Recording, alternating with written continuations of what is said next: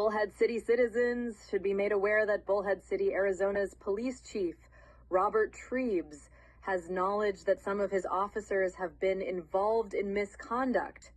He is not in compliance with the Brady List and needs to man up with the transparency in regards to his duties and the oath he took to uphold the law. Trebes claims to be a man of God, and yet when researching the violations that his officers have been involved in, he is the #1 source of cover-ups in his department. Trebes needs to stop protecting those who are corrupt and man up to his responsibilities. Dishonorable police are not acceptable. As an example, folks, is Bullhead City Police Officer Marvin Harris currently involved in doctoring testing in regards to promotions? Did Harris place Noah Carter, a personal friend of Robert Trebes #1, for a corporal position? And did Harris also place his own son-in-law, Matthew Babiak, #1 for sergeant? Did Marvin Harris get caught manipulating the tests? And is it being kept secret by Chief of Police Robert Trebes so that Marvin Harris can retire without having to answer to these possible allegations? Is Robert Trebes protecting Marvin Harris and other officers because of their personal friendships?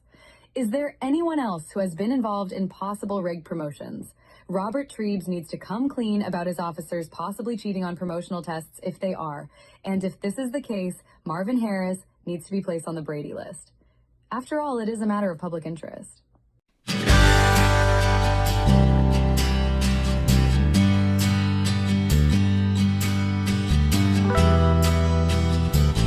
Is Bullhead City Police Officer Michael Santa Rosa the new target of Chief of Police Robert Trebes?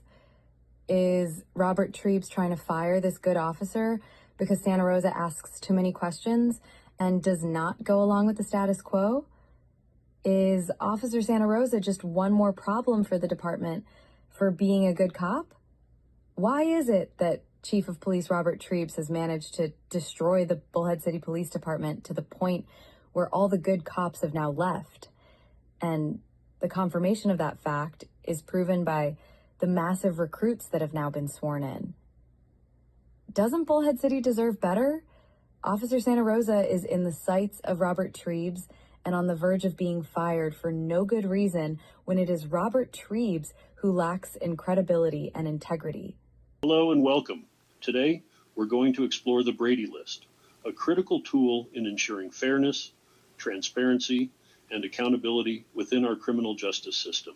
You may have heard of it in connection with landmark Supreme Court cases like Brady v. Maryland and Giglio v. United States, which require prosecutors to disclose evidence that may impact a defendant's guilt, punishment, or the credibility of key witnesses, including law enforcement officers.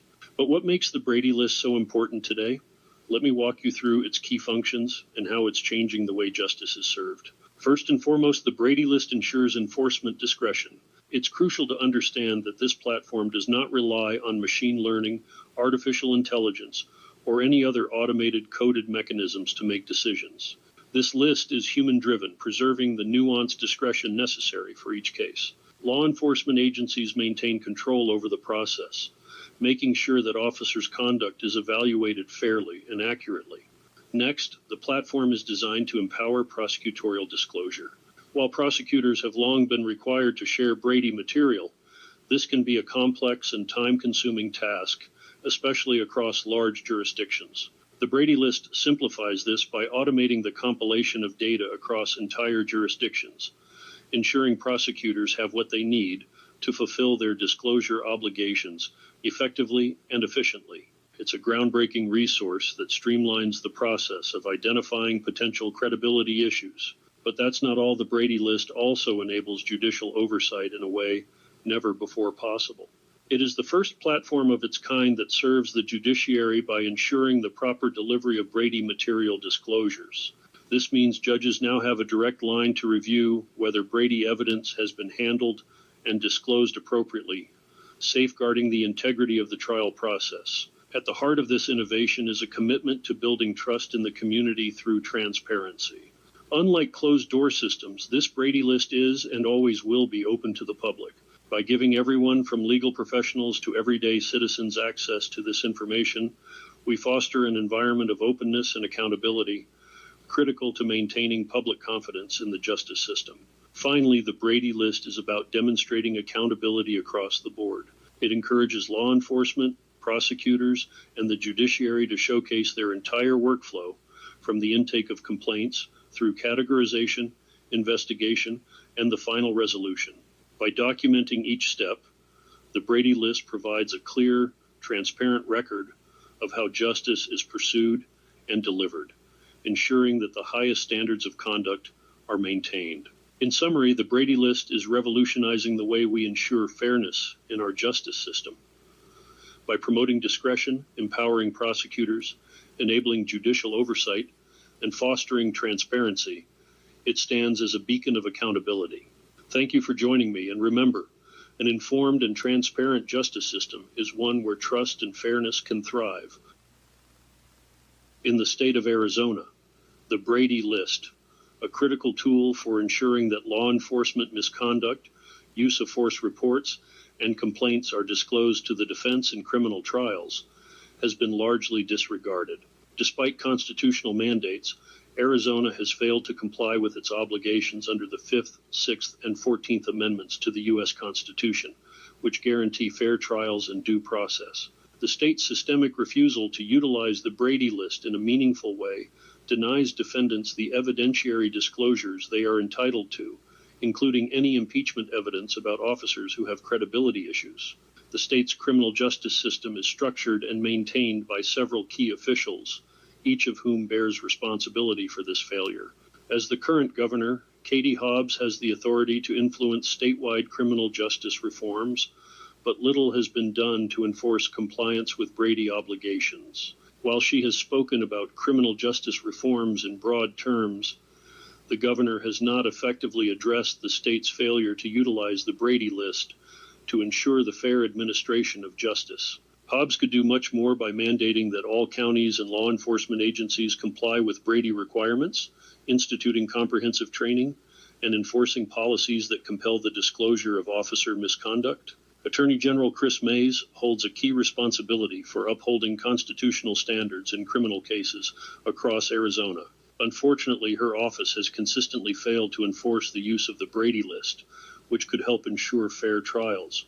One significant figure within the Attorney General's office is Mitchell Alley, a senior attorney who has been linked to decisions obstructing the full utilization of the Brady List. Ali's involvement in high-profile consumer protection cases, such as actions against Coulter Motor Company for discriminatory practices, showcases his capability, but his actions regarding Brady disclosures tell a different story. Ali's interference with the Brady List has contributed to the ongoing issue of non-disclosure of police misconduct in criminal cases. This obstruction has directly impacted the state's ability to meet its Brady obligations, with multiple agencies, including Maricopa County prosecutors and Phoenix PD, being implicated in cases of wrongful convictions due to withheld Brady material. The Francis Salazar case, where Phoenix officers concealed an officer's history of dishonesty, illustrates the real-world consequences of these failures. Although Mays has led initiatives in consumer fraud and civil rights, her office has not prioritized comprehensive reforms to ensure prosecutors and law enforcement fully comply with Brady requirements. Warning. Don't believe the AI trading hype until you watch this entire video. Hi, I'm Lane Mendelson. I'm the president of Vantage Point AI, the leading market forecast. Alley's role in this failure points to a broader issue of internal resistance to transparency, which continues to harm defendants across the state. What more could the Attorney General do? The Attorney General could mandate a statewide policy requiring all prosecutors to rigorously review and disclose Brady material. Additionally, there needs to be an internal audit system to ensure that the Brady List is maintained and actively used in prosecutions.